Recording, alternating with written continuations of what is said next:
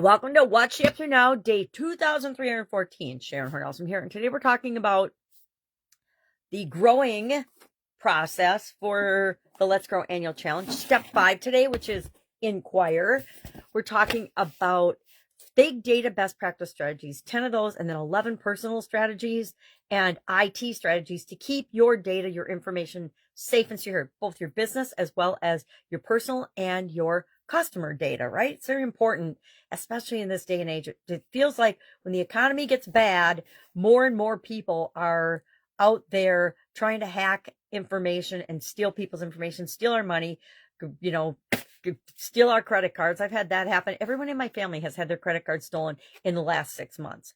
Unbelievable, right? That's unbelievable and unacceptable. So we need to do what we can to keep our information safe.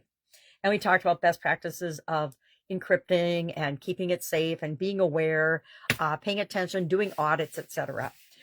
For supersize your business and to keep our businesses safe. We don't want to just keep them safe. We want to keep them safe and secure because that becomes a competitive advantage for us with respect to our customers trusting and knowing that we will take care of them to the best of our ability at all times. And we're not going to have a data breach. It's kind of like, to me, food safety and food security. It's just like, I want to be able to know and trust that anything I eat has followed good manufacturing practices and food safety protocols and practices.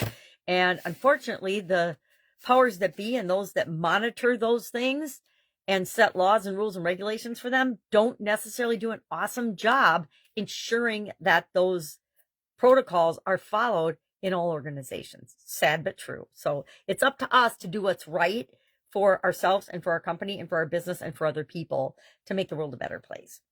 So today for Inquire, we're reminding ourselves that we want to pause sometimes and ask what's working, what's not working, and how's it going? And what are some of the biggest lessons that we're learning along the way for any process that we're using? So I like that in step 5 of the growing process, we put in Inquire or ask. We want to ask ourselves what's working, what's going really, really well.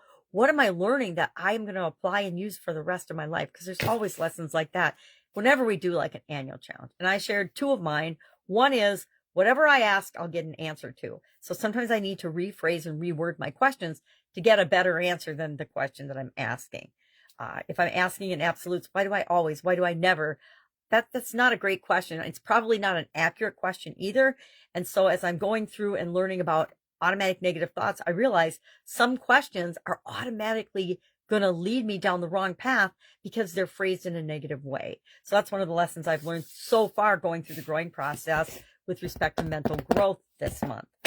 As far as, and then another one is just the lessons I've learned from doing annual challenges and why I personally do them as well as help other people do them as well.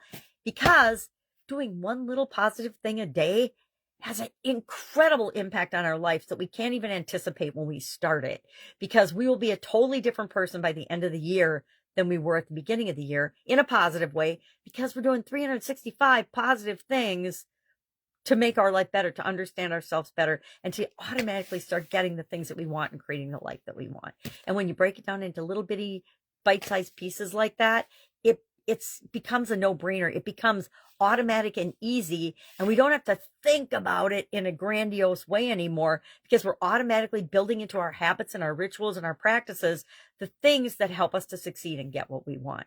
And it just doesn't last for the year. It has a positive impact on us for the rest of our life when we get into the habit of doing one thing every day. All right, that's all I've got today. If I can help you in any way, ask. You can always message me directly on this video.